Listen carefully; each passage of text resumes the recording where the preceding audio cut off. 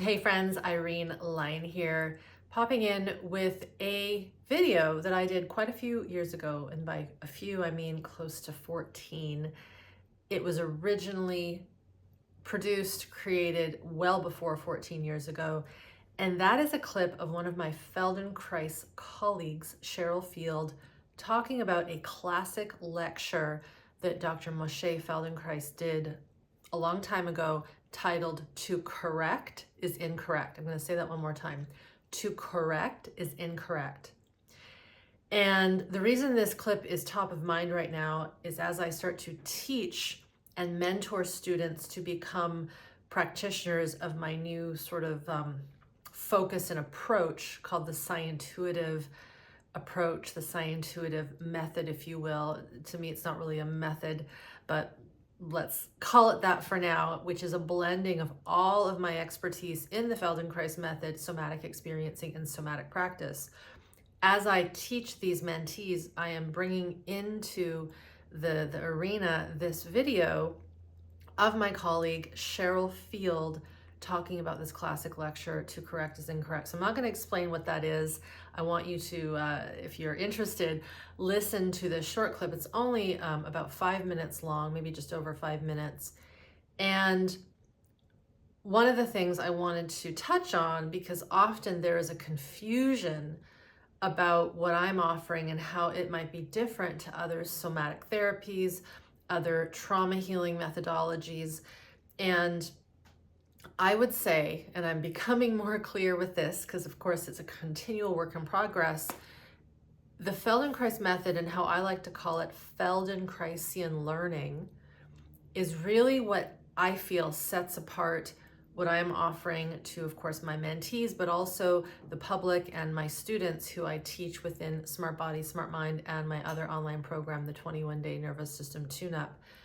It is this, we could call it glue, that really glues together, binds together the trauma work, the somatic experiencing work, the somatic practice work, the early trauma work, working with the stress organs, working with this physiology of ours. It's not enough to just know concepts and theories and to be with our emotions and our sensations and our old traumas and release them. We have to relearn how to be in our body and also how to direct our choices, our actions, our behaviors, and reroute old patterns of survival stress. This is a common theme I hear from new students and old, those who've been with me a long time, is they would say it was not enough to just sit with my sensations or release an emotion. There's this whole other part of life that we have that has to do with interacting with not only ourselves, the environment, habits, how we learn, how we think, how we communicate, how we notice these old patterns that we might have that we want to shift.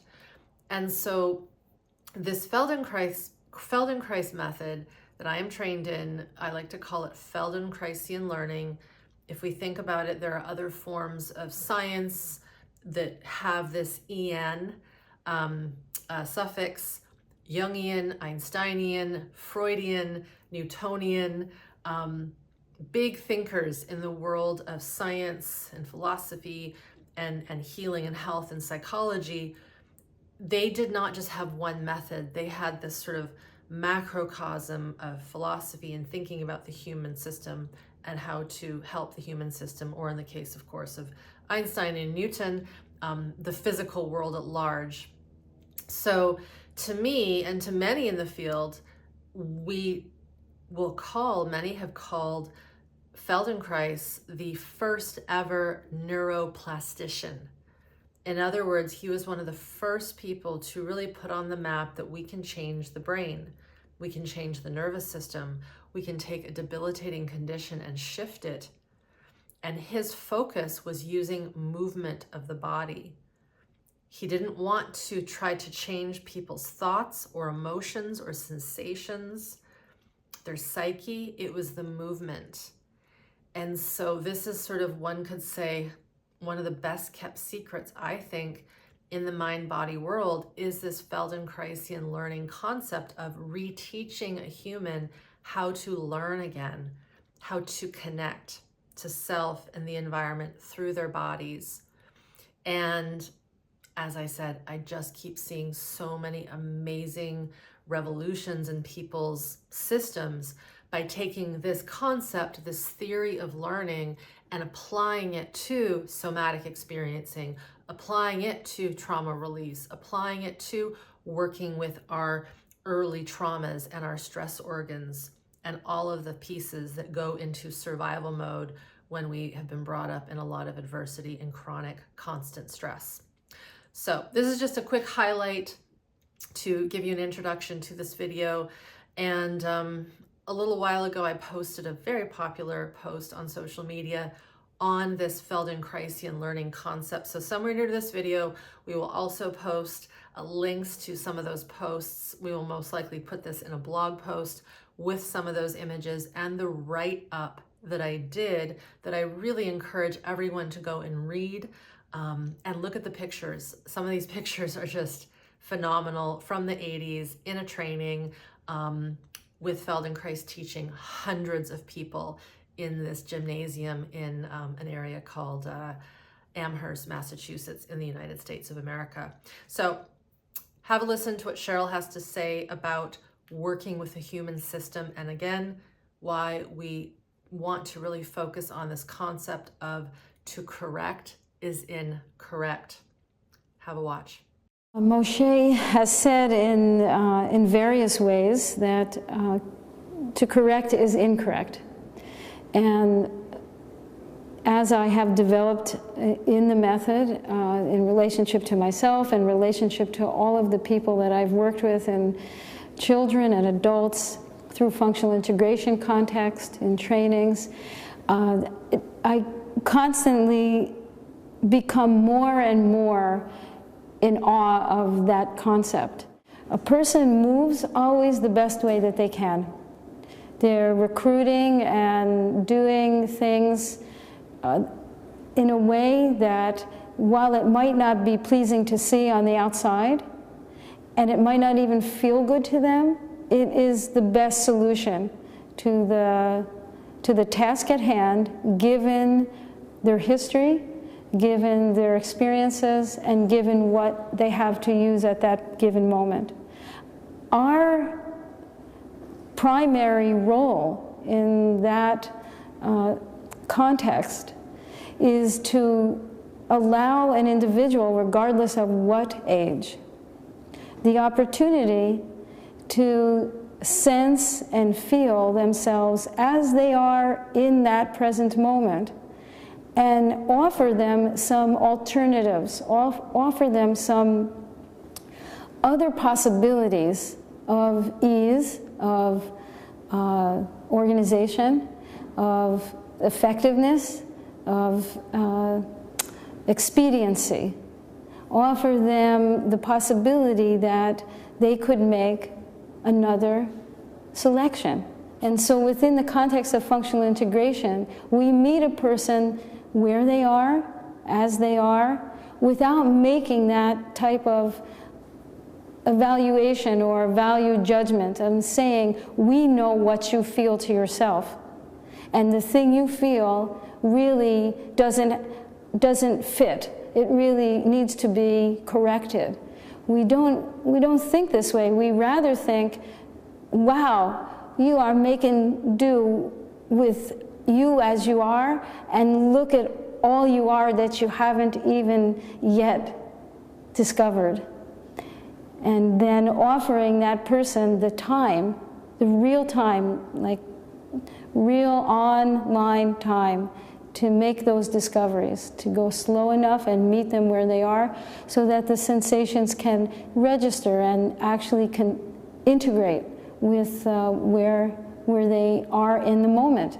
The closer I become to understanding how dynamic each moment of our life is, each moment of our action is, how we emerge from moment to moment, organized on our own behalf, purposeful, directed, I see that we don't really know what the next moment is going to be. We have no no possibility of knowing it for ourselves, what we're going to need, what kind of assembly we're going to need in the spine, where our breath will need to be to really impact our motion the way we want to.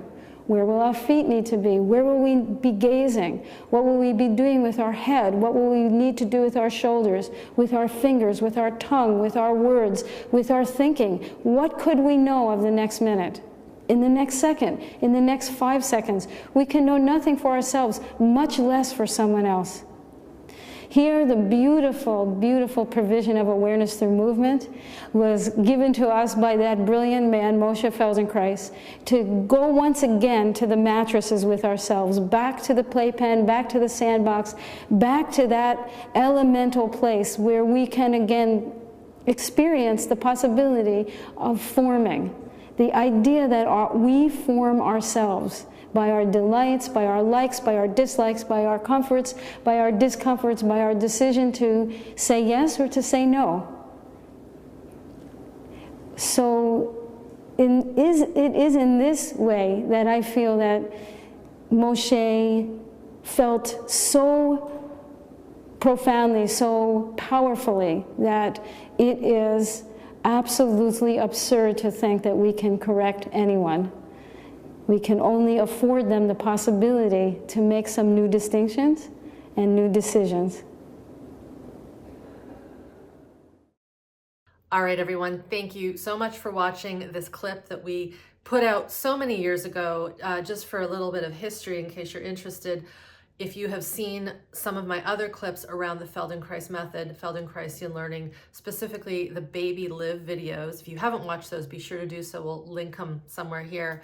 This was a project I spearheaded years ago when I just completed my Feldenkrais training, because I was so excited about these concepts and these theories. And I believe back then, this would have been 2007, the world wasn't ready for this stuff. And that is why I think I diverted and got into the work of Peter Levine, Kathy Kane, and working with these traumas at the nervous system level. But I do feel that folks are ready to start understanding the intricacies of what Dr. Moshé Feldenkrais wanted to bring to the world. He was way ahead of his time.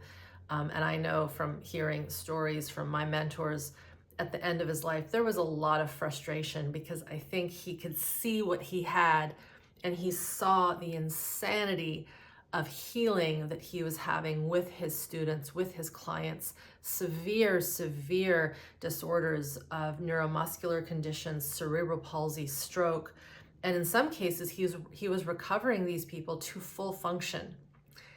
And it just shows how much more is out there when it comes to restoring full function, helping folks heal from traumas and disorders that we have deemed kind of not treatable and a person just has to live with. But to go back to what Sheryl really said in that video, we can't push, we can't have an agenda, and it isn't about correcting a person. It's about helping a person learn what their capacities are, give more options, engage them in working with their human physiology, their body, and then seeing how the natural and organic intelligence of the nervous system, of our higher human brain in relationship to the environment, how that can grow. So if you haven't seen these other clips that I did within this specific video project, again, we'll put the playlist near this video on YouTube so you can check those out, or on my blog post if you're seeing this there. And final thing I'll say, you will see that this methodology, this Feldenkraisian learning concept, this working theory, it isn't just for stroke or neuromuscular disorders. I have a pianist talking about the work.